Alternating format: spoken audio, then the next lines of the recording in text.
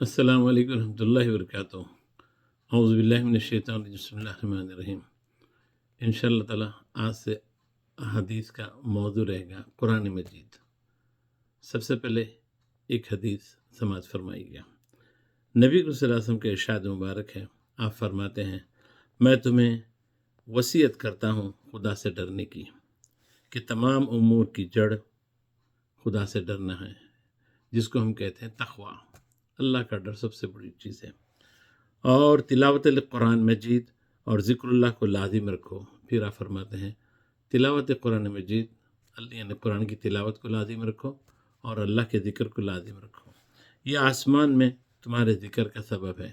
ہم قرآن زمین پہ ہم پڑھتے ہیں، مگر آسمان میں اس کا ذکر کیا جاتا ہے، اور زمین میں ہدایت ہے۔ زمین پہ ہم جب قرآن پڑھتے ہیں تو ہم کو کیا چیز نصیب ہوتی ہے؟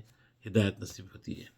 آپ صلی اللہ علیہ وسلم نے ارشاد فرمایا، اور آپ صلی اللہ علیہ وسلم دوسری چیز فرماتے ہیں کہ ہر چیز کو زنگ لگتا ہے، جس سے لوہے کو زنگ لگتا ہے، اسی طریقے سے تو دلوں کو بھی زنگ لگتا ہے۔ صحابہ نے پوچھا یا رسول اللہ پھر یہ زنگ اترے گا کیسا؟ تو آپ صلی اللہ علیہ وسلم نے ارشاد فرمایا، نمبر 1 قرآن کی تلاوت، اور نمبر 2 موت کی یاد۔ یہ دو چیزیں انسان کرتے رہے تو دل کو جو زنگ لگتا ہے وہ دل کا زنگ دور ہوتا ہے۔ قرآن کی تلاوت کرنا اور موت کو بھی یاد رکھنا۔ اسی سے متعلق ایک حدیث میں آپ صلی اللہ علیہ وسلم فرماتے ہیں تبرک بالقرآن فإنہ کلام اللہ۔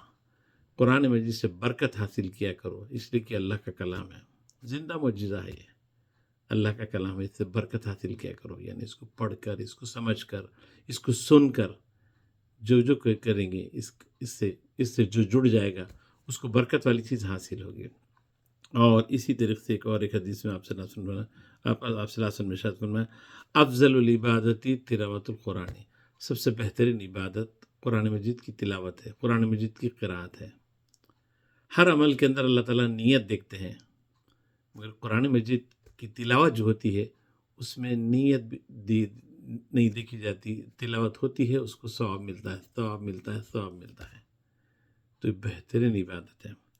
اور اسی طریقے سے اللہ تعالیٰ قرآن کلام اللہ میں ارشاد فرماتے ہیں فقرؤوا ما تیسر من، جس کا مطلب یہ ہے کہ تم قرآن اتنا پڑھو جتنا تم آسانی سے پڑھ سکتے ہو، جتنا تم آسانی سے پڑھ سکتے ہو، قرآن مجید پڑھا کرو۔ اسی لیے نماز کے اندر ہر رکعت میں کتنا قرآن پڑھنا، تو اسی کے حساب سے نکال گئے ہیں کہ کم از کم چھوٹی اگر آیتیں پڑھ رہے ہیں تو 3 آیتیں پڑھنا ایک رکعت میں۔ جیسے سورہ کوثر کی آیتیں ہیں، چھوٹی آیتیں ہیں تو 3 آیت کم از کم اتنا قرآن پڑھنا ایک رکعت میں، یا نہیں اگر بڑی آیت ہے تو 1 آیت پڑھنا، اتنا فرض ہے۔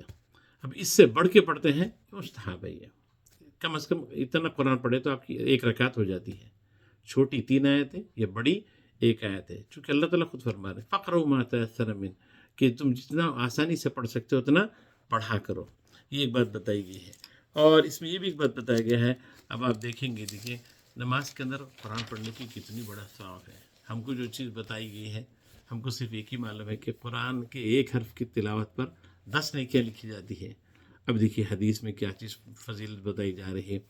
جس شخص نے نماز میں کھڑے ہو کر قرآن کی تلاوت کی، اس کو ہر حرف کے بدلے میں 100 نیکیاں ملیں گی۔ اس کو نماز میں کھڑے ہو کے جو تلاوت کرتا ہے، تلاوت کرتا بھی ہے، تلاوت سنتا بھی ہے، ہر حرف کے بدلے میں 100 نیکیاں۔ اللہ اکبر۔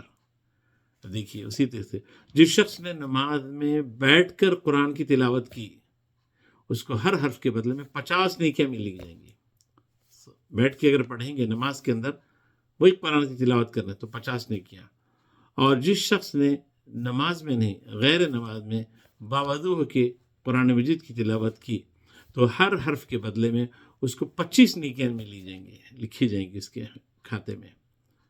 اور جس شخص نے قرآن مجید کی تلاوت کی بغیر وضو کے، نماز میں نہیں، غیر نماز میں بغیر وضو کے، تو ہر حرف کے بدلے اس کو 10 نیکیاں لکھی جائیں گی۔ ہم کو صرف یہی معلوم تھا کہ ایک حرف کے بدلے میں 10 نیکیاں لکھی جاتی ہیں۔ ایک حرف کا مطلب کیا ہے؟ جیسے حدیث میں ہے الف لام میم، الف ایک لفظ ہے، لام ایک لفظ ہے، میم ایک لفظ ہے، تو الف لام میم 3 حروف، لہذا 3 کو 10 سے ضرب دیے 30 نیکیاں۔ یہ آپ بغیر وضو کے پڑھ رہے ہیں تو 30 نیکیاں ہیں، اور اگر آپ نماز میں کھڑے رہ کے پڑھ رہے ہیں تو ہر حرف کے بدلے میں 300 نیکیاں لکھی جائیں گی، ایک حرف کے بدلے میں 100 نیکی، اور بیٹھ کے پڑھ رہے ہیں تو نماز کے اندر قرآن 50 نیکی۔ اللہ تعالیٰ سے دعا ہے کہ اللہ تعالیٰ ہم کو کثرت قرآن مجید کی تلاوت کرنے کی توفیق عطا فرمائے، آمین۔ السلام علیکم ورحمۃ اللہ وبرکاتہ۔